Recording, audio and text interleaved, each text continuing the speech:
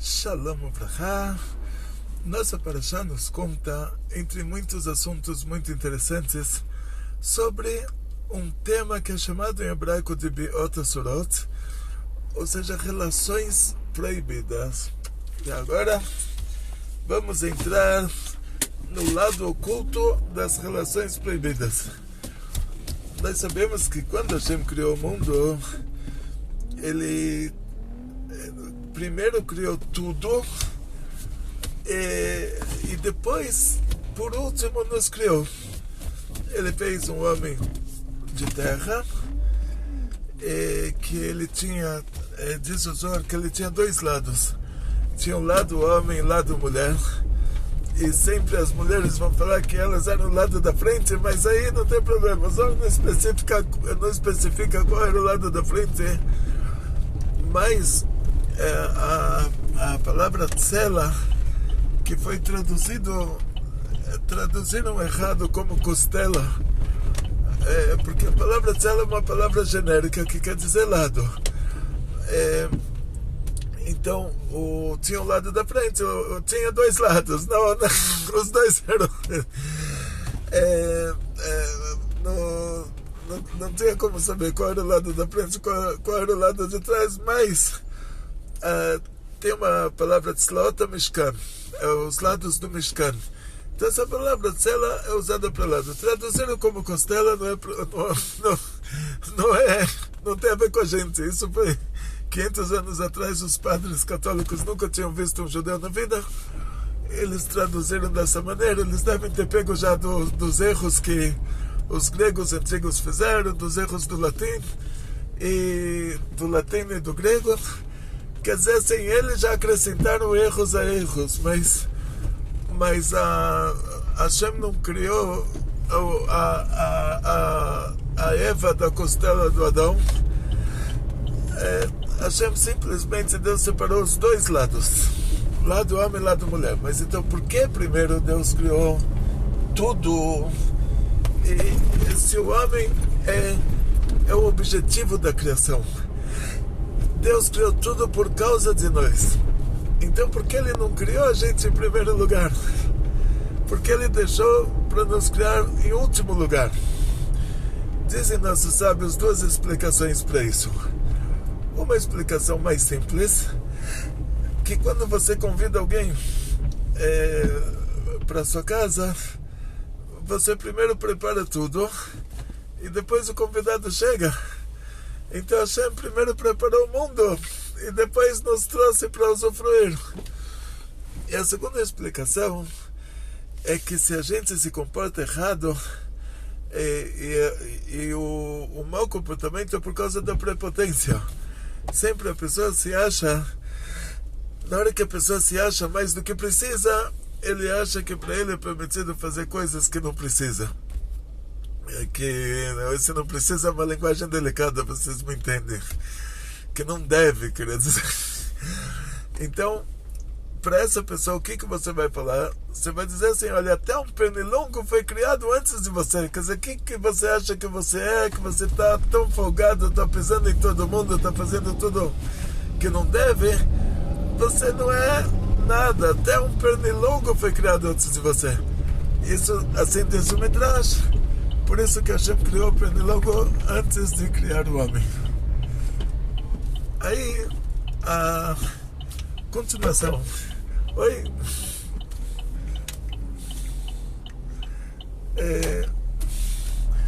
Aqui é o trânsito de São Paulo. Não tem o que fazer. A gente não estudou psiquiatria. Eu não entendo como funciona aí. Cada motorista é uma coisa diferente. A nossa área Torá não é psiquiatria. E não como se diz assim, tem o lado delegacia do trânsito de São Paulo também, que muita gente dirige bêbado, drogado, e a gente nunca sabe o que tem no carro de trás, o que tem no carro da frente. Só tem que prestar atenção nas voltinhas que ele dá. De qualquer maneira, temos um canal fechado onde as aulas são gravadas no estúdio da nossa ONG. Se você quiser participar, você participa com uma tzedakah de R$ 77 por mês. todo dia coloca R$2 na sua tzedakah, você coloca R$1. Se você é esposa, fala para o seu marido também colocar R$1. Se você... Aí as crianças colocam 50 centavos. No final do mês tem R$77 na caixinha da tzedakah. Você faz um Pix para a ONG e você participa do canal fechado. No canal fechado não tem trânsito. Não tem trânsito. A gente está lá na nossa instituição. As aulas tem menos barulho, não tem um trânsito para atrapalhar, e você faz uma grande mitzvah de ajudar a construir uma instituição judaica, construir e manter. E agora que já falamos o comercial, voltamos para a aula. A gente fez um homem de barro, um homem e uma mulher, vamos dizer assim, uma pessoa. Pessoa é parva, né? Pode ser tanto para homem quanto para mulher. A gente fez uma criatura de barro. A gente fala barro, estou acostumado a falar barro por causa do Heider lá em Israel. Eu fui professor de crianças lá, 18 anos. Professor de Heider. Comecei no Heider de Kfar Chabad, depois fundei um Heider em Ramot Dalet, em Yerushalayim. A semana passada encontrei o irmão de um aluno meu, que os aluninhos tinham 3 aninhos de idade. Eu era professor de alfabetização no maternal. Era professor sozinho. Lá não tinha, no Rede não tinha professora, ajudante. Era eu sozinho.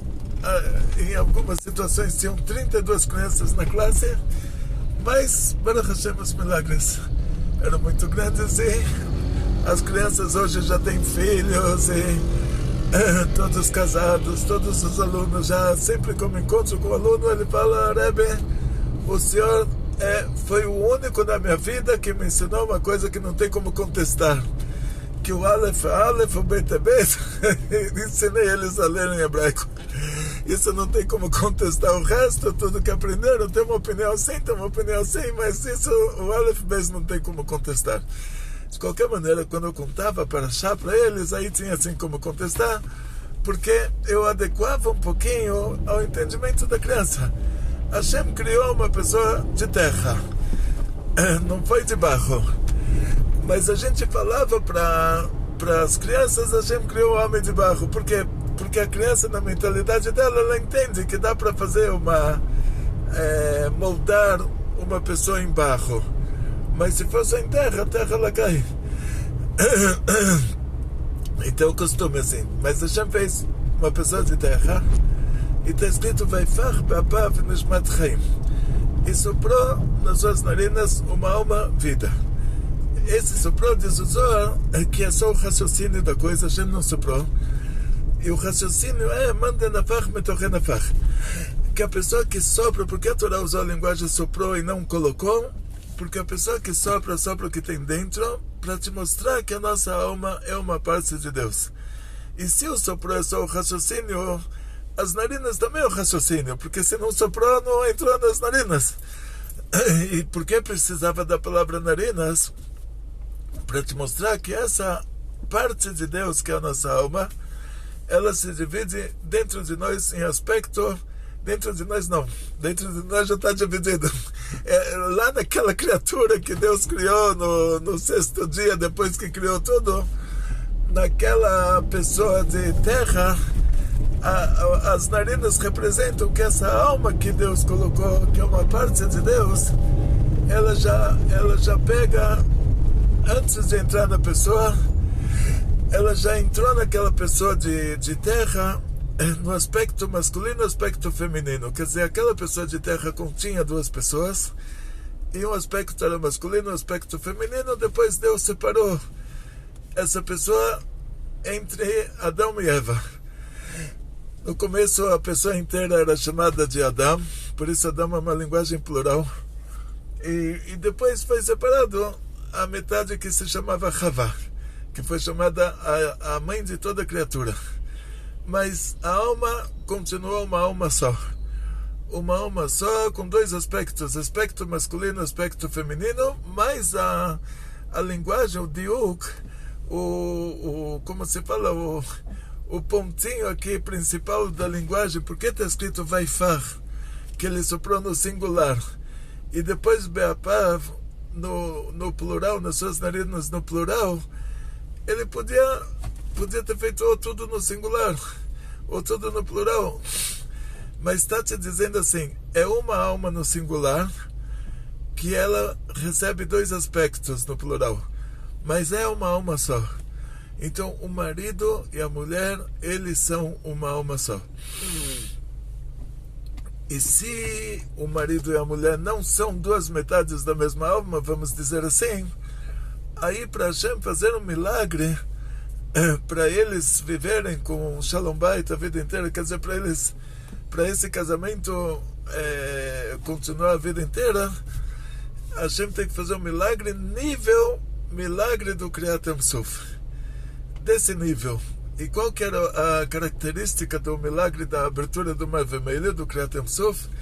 Que é o nível de milagre que Hashem é obrigado a fazer para manter uma família quando não são dois aspectos da mesma alma, mas são almas diferentes.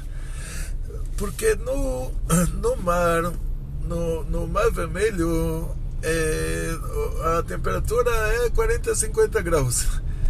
O Mar Vermelho ele não congela nunca se congelou, e a água naquela temperatura ela se tornou uma muralha, sem se congelar, ela continuou sendo água e virou um túnel.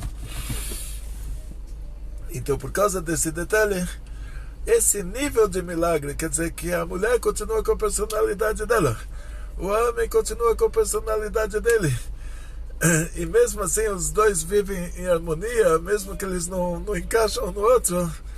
É um milagre do nível daquele milagre de Kriyat Yam Suf, quer dizer, da água ser mole e mesmo assim se tornar uma muralha, água ser líquida e se tornar uma muralha sólida, mas continuando sendo líquida, quer dizer, os peixinhos estavam nadando lá, a pessoa estava olhando, naquela muralha tinha peixinhos nadando dentro, e a casquinha da muralha não estava dura também, você podia enfiar o dedo e o dedo entrava na água.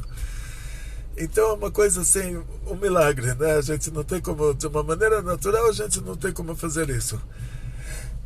E continuando, quando você vem para esse mundo e a sua cara metade vem junto com você, aí você não tem problema nenhum, vocês se casam, vocês são a mesma alma, não vai ter absolutamente nenhum problema de Shalom Bait. Quando você vem para esse mundo e a sua cara metade ficou no paraíso, então a gente vem retificar alguma coisa que a nossa cara metade não precisou mais nos ajudar nessa retificação. Está escrito que a mulher ela se reencarna 2 vezes para ajudar o marido, mas depois disso não precisa mais, ele já se vira sozinho. Então, essas 2 pessoas que vão se encontrar, eles são metades muito próximas, mas eles não são dois aspectos da mesma alma. Então a gente vai precisar fazer um milagre. Junto com esse milagre, mesmo eles não sendo 2 metades da mesma alma, o casamento dá certo por causa do milagre. Continuação. Então o Shulchan Aruch diz que nós temos que nos casar. Uma mulher que o marido faleceu, ela tem que se casar de novo. Já expliquei isso para minha esposa várias vezes. Ela falou, como pode ser? Eu quero estar com você no próximo mundo. Falei, o próximo mundo a gente se vira lá. Mas você vê, eu estou um pouquinho mais velho, estou 15 anos mais velho que a minha esposa. Então, de uma maneira geral, o Rebbe fala que não tem problema se o marido for 10 anos mais velho que a mulher, ou a mulher for 10 anos mais velha que o marido, não tem problema nenhum. É tipo, a mulher tem 18, o marido tem 28, ou o marido tem 18 e a mulher tem 28, não tem absolutamente problema nenhum. Um pouquinho mais do que isso, aí já o Rebbe não fala sobre isso, mas a gente entende que tem casos que acontece. da diferença de idade ser um pouquinho maior. Então, no meu caso, aconteceu. E então eu falei para ela já várias vezes, nós somos casados 20 anos, falei, o dia que eu for, diz o Shulchan Aruch, você tem que se casar de novo. Acabou, não tem, a gente é judeu religioso, tem que cumprir a Torá. Ah, mas eu quero ficar com você no próximo mundo. Então, no próximo mundo eu estou te esperando lá, mas nesse mundo você se casa com outro. Acabou, quer dizer assim, e se a mulher falece, o homem tem que se casar de novo também. Não pode ficar nem sozinho nem sozinha. Sempre tem que se casar de novo, tem que... Só que chega, como toda regra tem exceção, nós vemos alguns casos tipo o Rebbe de Lubavitch, depois que a Rabbanit Chaimushka faleceu, ele já estava acima dos 70, 80, uma coisa assim. Acima dos 70 pelo menos, sim. Então já está escrito, os dias da nossa vida são 70 anos, o Rebbe já está no nível de tzaddik que está acima desse tema vida ou morte, acima desses conceitos. Então, depois que a Rabbanit faleceu, ele não se casou de novo. Vemos casos na Gemara, na Mishnah, tipo assim, eu não vou entrar nesses detalhes, mas assim, o profeta Daniel, por exemplo, que o governo da Babilônia fez, Deus me livre, fez para ele uma vasectomia. Eles faziam isso como parte da lei, as pessoas que iam trabalhar na corte teriam que passar por esse processo antes. É tipo a igreja católica que o padre não pode casar, tipo algum assunto deles assim que lembra muito a idolatria cristã. De qualquer maneira, não entramos nos motivos, mas de qualquer maneira a pessoa nessa situação aí já não é obrigado a se casar. Tipo, mas então nessa pessoa, se ele passou por uma situação dessas, também está escrito que ele não pode se casar com uma mulher judia, ele pode se casar com uma mulher que se converteu ao judaísmo. E aí a gente entra nesses detalhes. Tem um ou outro, você vai falar, tal profeta e tal sábio não se casou. É porque ele era exceção de regra. Mas a regra é que todo homem, toda mulher, depois que o marido falece, depois que a esposa falece, depois que Deus me livre, se divorciam, não pode ficar sozinho, tem que se casar de novo. Uma mulher me ligou e falou, olha, eu não encontrei um marido melhor. Então eu falei para ela, você se casa com o menos pior. Você pega aí o menos pior, você não vai encontrar melhor. Mas o menos pior você encontra, que sempre tem pior. Então você se casa com o menos pior. Em outras palavras, o detalhe principal aqui, quando a gente fala sobre... estamos falando assim sobre casamento sólido. Precisa de um milagre de Hashem. Se não tiver um milagre, esse casamento sólido vai virar um inferno. Mas inferno é pouca coisa. O rei Salomão, ele fala que é pior do que inferno. E ele era o mais sábio de todos os homens. Ele fala, olha, uma vida a dois, quando não dá certo, é pior do que inferno. Então você imagina que o inferno não é a pior coisa do mundo. A pior coisa do mundo é um casamento que não dá certo. O sofrimento de um casamento que não está funcionando, que não tem lá o milagre de Hashem. E o exemplo disso é uma gemátria, traz o Balaturim, traz o Rashi, muitos mefarshim trazem que a palavra Ish é Aleph Yud Shin, tem a letra Yud no meio.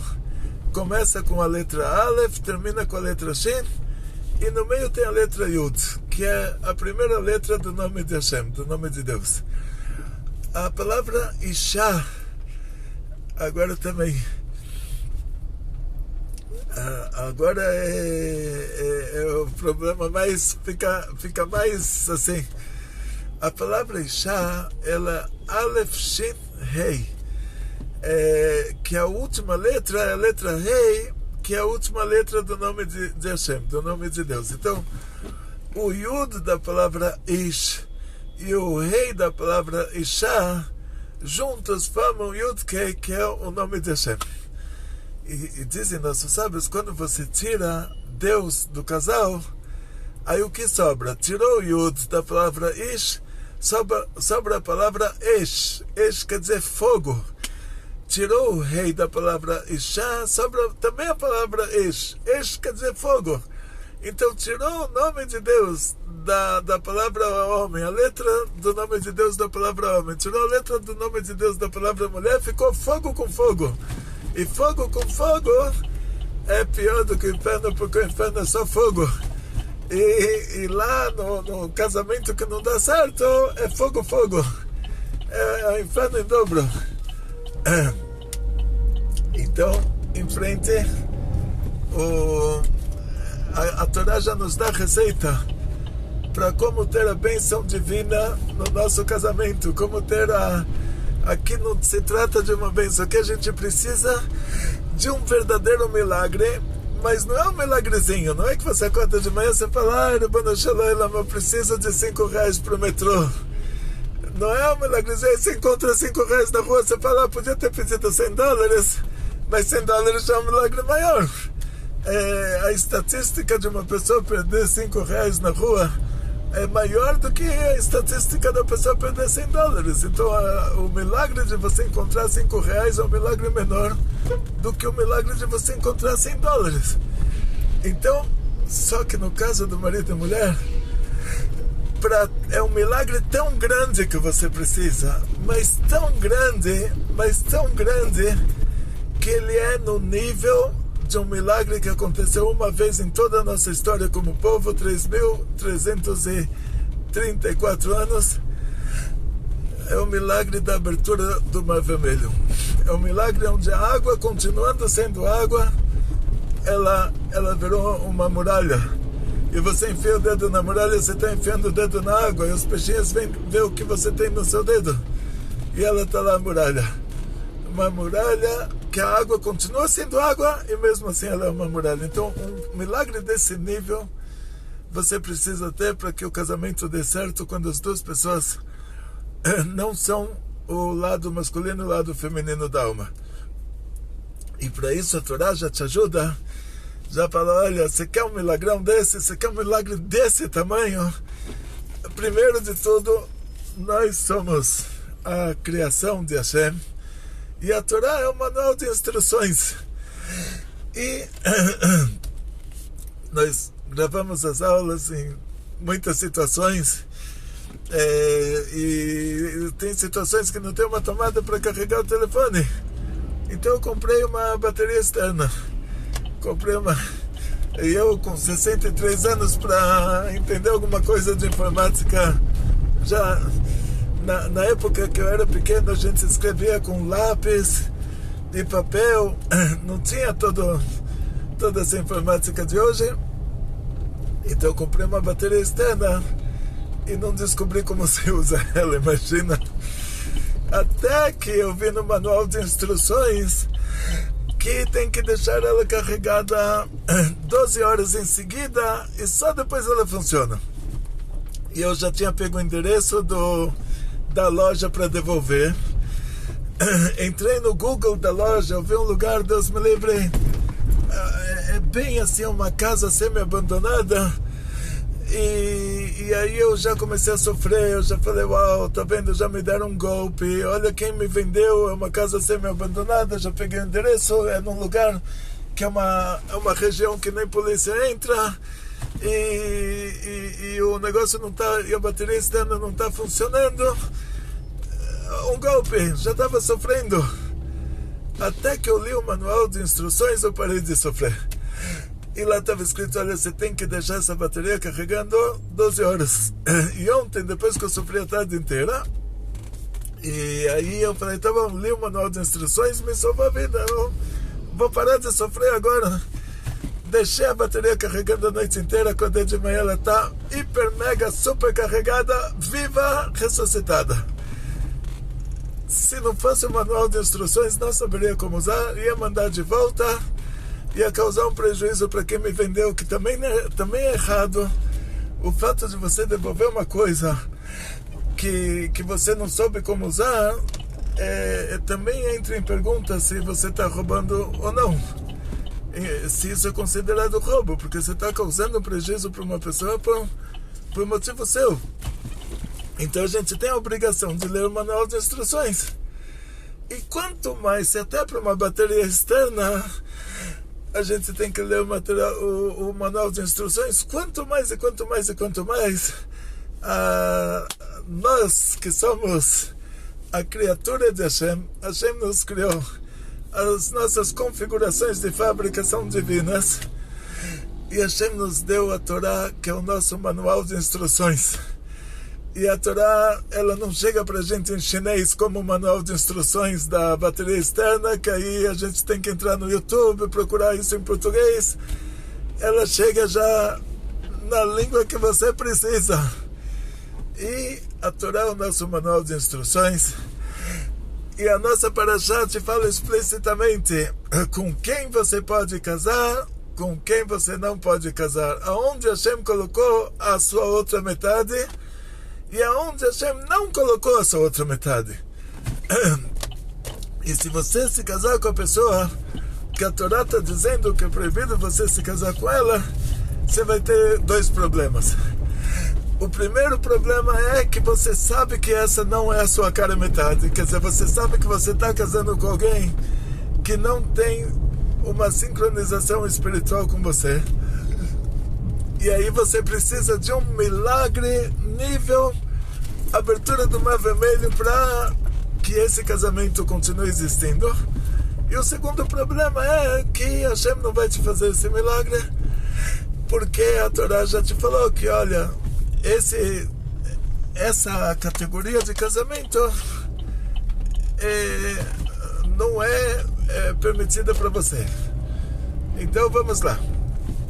A Torá te traz uma lista de casamentos, de relações proibidas. Relações proibidas, homem com homem. Relação proibida. Não pode casar homem com homem. Ah, mas tem dois amigos que eles são muito amigos.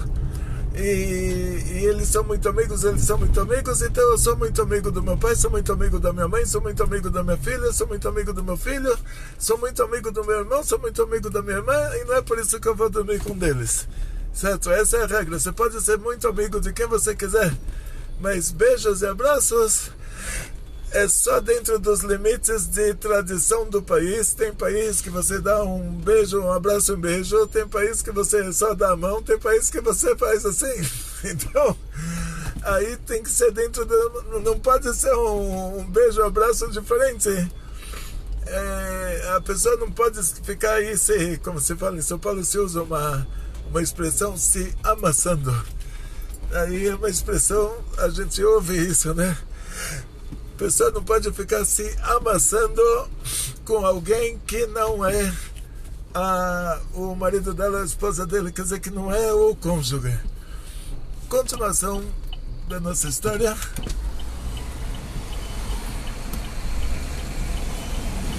Continuação, aqui é o trânsito de São Paulo.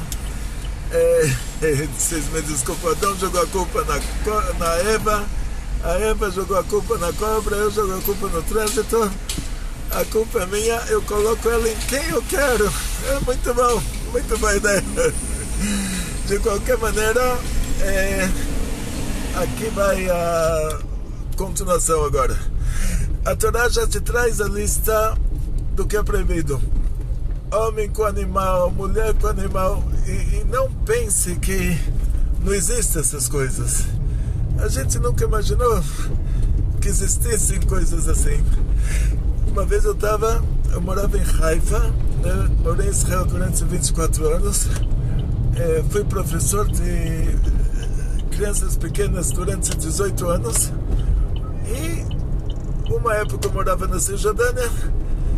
Primeiro morei em Farrabat, depois morei na Cisjordânia, até o governo dar a nossa estrada para a autonomia palestina. Inventaram lá a autonomia palestina, inventaram um povo que não existia, transformaram lá os falachim em palestinos. O povo palestino é um povo que não existia, não existe, não é assim, tipo, é como você fala, qual a diferença entre o povo brasileiro e o povo paulista? Não tem povo paulista, as pessoas que moram em São Paulo fazem parte do povo brasileiro. Então os falachim lá, os árabes, que eles não têm uma linhagem, eles são árabes também, não é? Agora, o que acontece é que não podia mais viajar, porque eu morava do lado de Ramallah, deram a estrada para os árabes, mudei para Haifa. E aí, Haifa já é uma cidade grande. Uau, e lá já tem coisas que não tinham em outros lugares, coisas mais extravagantes. E tinha um vizinho, por incrível que pareça, o vizinho era de Kiev. Kiev ficou famosa depois. Naquela época ninguém sabia onde ficava a Ucrânia, ninguém sabia o que era Kiev. Esse vizinho de Kiev sempre ele me trazia uma quentinha. E ele um dia veio me avisar: olha, hoje vai ter casamento na Suécia entre uma domadora de cavalos e o cavalo dela. E vai ser casamento na igreja, o padre vai fazer o casamento, eu quero que você venha na minha casa, tem televisão, eu quero que você veja. Eu falei: olha, a gente já não tem televisão em casa para que a criança não veja coisas erradas. Mas falei para ele: não acredito que existe uma coisa assim. E ele me contou toda a história. Ele falou: tinha lá uma senhora Érica, que não sei exatamente quem era, que ela desde pequena ela gostava de animais de grande porte, era o amor da vida dela. E na adolescência ela já decidiu que ela vai se casar com um cavalo. E ela já estudou para ser domadora de cavalos, até que ela encontrou o cavalo da vida dela. E ela domou o cavalo, que no dia do casamento o padre perguntou para o cavalo: você aceita a Érica como sua legítima esposa? E o cavalo fez assim com a cabeça. Ele já estava adestrado a ouvir essas palavras e fazer assim. Então existe isso. Está escrito lá que é proibido o filho ter uma relação com a mãe. Uma vez eu era rabino de Taubaté, tinha que dar uma aula sobre esse tema.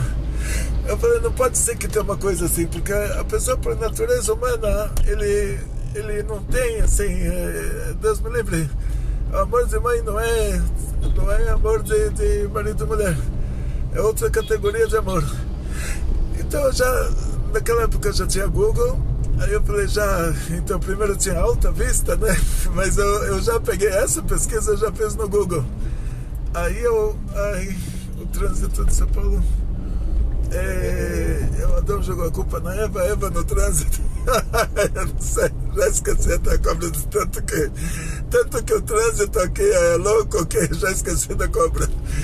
Então, de qualquer maneira, voltando para o caso eu não sabia, então eu falei: não acredito que tem uma coisa dessas, do filho querer ter uma relação com a mãe. Digitei no Google relação íntima com a mãe. Saiu lá a biografia do John Lennon dos Beatles. E quando eu era pequenininho, a gente olhava: uau, esses caras são muito legais. Já naquele instante já deixou de ser muito legal para mim. Eu não acreditei assim. Eu li a biografia e numa das declarações dele, ele falou que a vida inteira o sonho dele era ter uma relação com a mãe, e se ele falasse isso para ela, ela concordaria. E os mefarshim lá, os explicadores, eles dizem que foi uma maneira delicada dele falar que ele vivia com a mãe dele, tipo assim, uma maneira delicada. Quer dizer, existe isso. Deus me livre. A gente imagina que são absurdos, que não tem como existir um absurdo desses, mas existe uma relação de homem com homem, existe uma relação de filho com mãe, existe uma relação de mulher com animal, existe uma relação de homem com animal. Tudo que está escrito lá que é proibido, ele vai existir numa estatística muito pequena, mas vai existir. E na hora que a Torá fala que é proibido, a gente vai dividir isso em duas categorias. A primeira categoria, assim, que a gente fala, o ser humano tem uma alma de ser humano. Então, quando Hashem colocou aquela alma no Adão que ele continha a Eva, no homem de terra que continha já a mulher que sairia dele, Hashem colocou já o aspecto masculino e o aspecto feminino da alma. Então quer dizer que um homem, ele tem que se casar com uma mulher. Então Hashem não colocou naquela pessoa de terra dois aspectos masculinos de alma. Colocou o aspecto masculino e o aspecto feminino. Então o homem tem que se casar com uma mulher, e essa mulher não pode ser uma égua. O homem não pode se casar com outro homem, porque tem que ser a união entre o aspecto masculino e o aspecto feminino. E dentro dessa categoria, a alma do ser humano não é como a alma do animal. Então a pessoa não pode, uma mulher não pode se casar com um cavalo. E aí a gente já exclui tudo que de verdade não tem a ver. E mulher com mulher não aparece lá, porque mulher com mulher não é uma relação. Pela Torá, para ser considerado uma relação, tem um conceito que é chamado pincel no tinteiro. É um encaixe entre um pincel e um tinteiro, quer dizer, uma coisa dentro da outra. E duas mulheres não tem esse aspecto. Então não entra lá como relação proibida, mas entra como outro mandamento, que é tudo que para a gente não se comportar como se comportavam na terra do Egito, que eles faziam lá coisas, Deus me livre, amedrontadoras. E aí o Rambam, ele pergunta o que são essas coisas amedrontadoras. Shreklach. Aí ele diz, era homem com homem, mulher com mulher. Mas homem com homem já tem na Torá. Mulher com mulher não precisa ter na Torá, porque não é uma relação. Então, o que o Rambam explica lá, que é homem com homem, abraços e beijos acima do cumprimento normal do país, quer dizer, amassos. E mulher com mulher também dentro dessa mesma categoria de amassos. De qualquer maneira, quando é uma relação de verdade, a Torá não traz essa nem o zero levatalá, né, nem o acidente hidráulico masculino, nem que é proibido pela Torá também masturbação masculina, e nem a relação de mulheres, que não é considerada relação.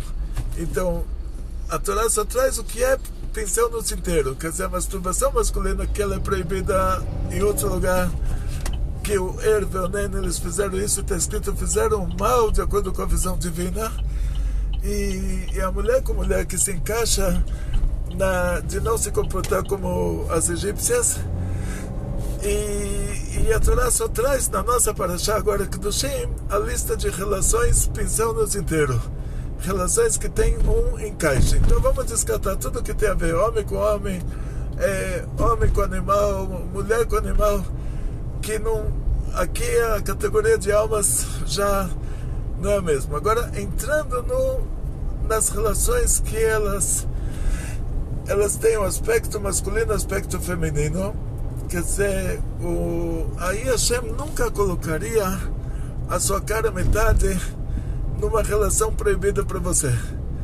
Então descarta todas essas relações proibidas. Você pode amar ao próximo como a si mesmo, amar a todos, mas não pode ter uma relação com essas pessoas da lista que a nossa parashá nos traz, porque essas pessoas, elas nunca vão ser o outro aspecto da sua alma.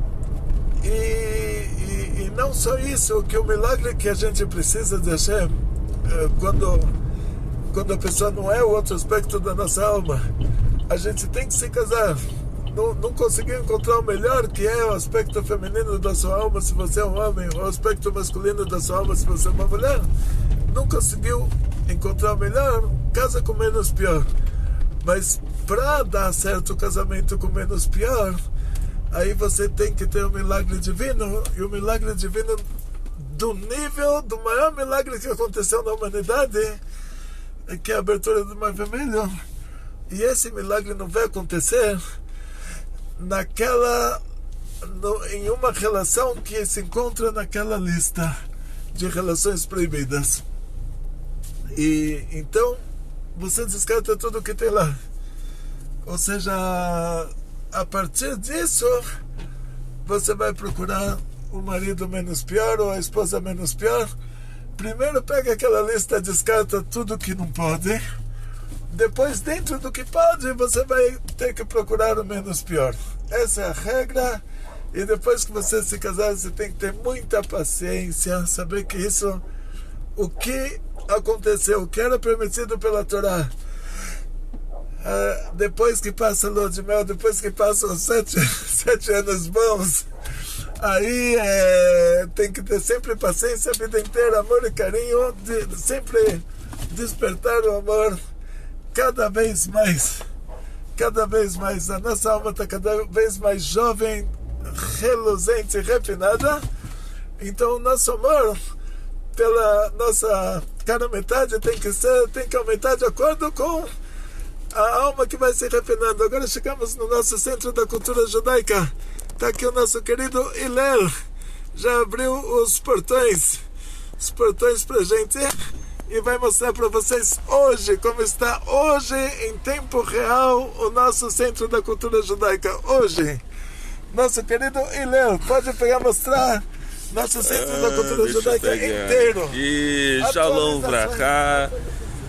Deixa eu entrar aqui. Cuidado, tô passando. Deixa eu mostrar aqui.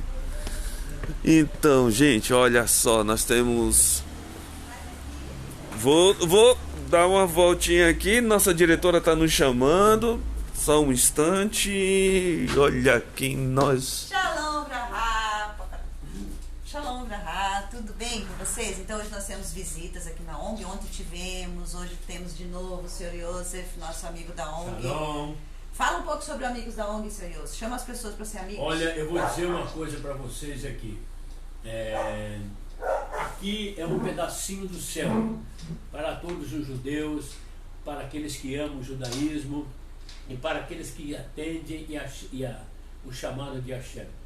Rabino Glober é um grande rabino, é um rabino abençoado. Toda essa equipe aqui que está à disposição de vocês para ajudar, para orientar, para ensinar e trazer a Torá, o judaísmo para nós, para todos nós. Isso é uma bênção. E esse rabino é um homem eleito por Deus. Essa equipe foi eleita por Deus para fazer isso. Vocês não vão encontrar isso em lugar nenhum.